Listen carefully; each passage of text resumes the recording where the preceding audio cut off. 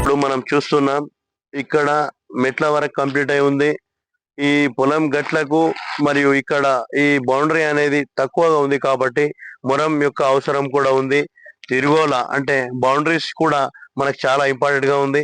మరియు అలాగే ఈ ఒక ప్రహరీ గోడతో పాటు ఈ బాలికల విద్యానికేతన్ కాబట్టి ఇక్కడ సీసీ కెమెరాల యొక్క అవసరం కూడా ఉంటుంది.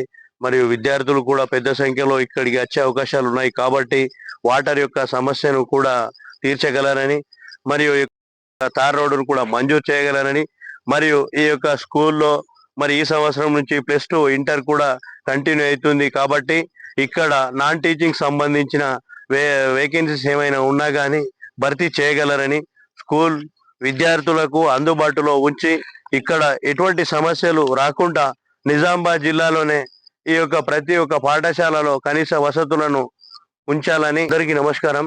బాల్కొండ నియోజకవర్గంలో కస్తూరిబా బాలికల విద్యాలయం ఈ యొక్క కొత్త స్కూల్ బిల్డింగ్ ని ఈరోజు విద్యార్థులు మరియు తల్లిదండ్రుల యొక్క కోరిక ప్రకారం నేషనల్ హ్యూమన్ రైట్స్ నిజామాబాద్ జిల్లా తరపున అధ్యక్షుడిగా నేను ఇక్కడ ఈ బాలికల విద్యానికేతన్ యొక్క స్కూల్ ని సందర్శించడానికి వచ్చాను. అయితే ఈ యొక్క బిల్డింగ్ బాల్కొండ నియోజకవర్గంలో ముప్కాల్ మండలానికి కేటాయించడం జరిగింది. ఇక్కడ రైతులు పంట పొలాలలో వాళ్ళ యొక్క కొంత భూమిని ఈ యొక్క స్కూల్ కు డొనేషన్ ప్రకారం ఇవ్వడం జరిగింది. 2018-19 సంవత్సరంలో ఇక్కడ ఈ యొక్క స్కూల్ కు సంబంధించి ఆర్డర్స్ రావడం జరిగింది. ఈ బిల్డింగ్ ప్రస్తుతం కంప్లీట్ అయిపోయి దాదాపు లాస్ట్ స్టేజ్ లో ఉంది.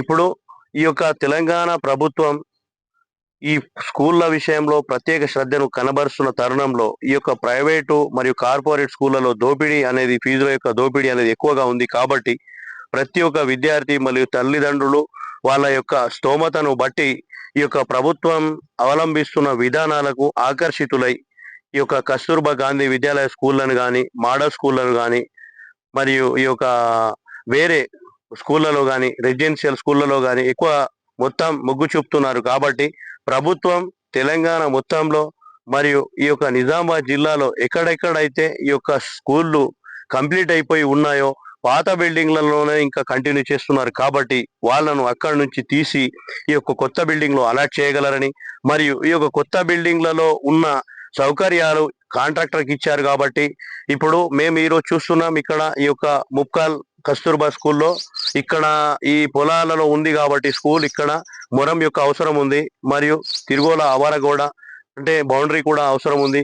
మరియు ఇక్కడ బాలికల విద్యానికేతన్ కాబట్టి వాళ్ళ యొక్క సెక్యూరిటీ పర్పస్ సీసీ కెమెరాస్ మరియు వాటర్ అనేటి ఒక పై స్థాయి అధికారి వచ్చి ఇక్కడ ఏమేమి అవసరాలు ఉన్నాయో వాటిని తీర్చి ఈ యొక్క స్కూల్ ని మొత్తం కంప్లీట్ చేసి ఈ యొక్క స్కూల్ వాళ్లకు హ్యాండ్ ఓవర్ చేయాలని నా యొక్క హ్యూమన్ రైట్స్ తరఫున మేము విజ్ఞప్తి చేస్తున్నాం.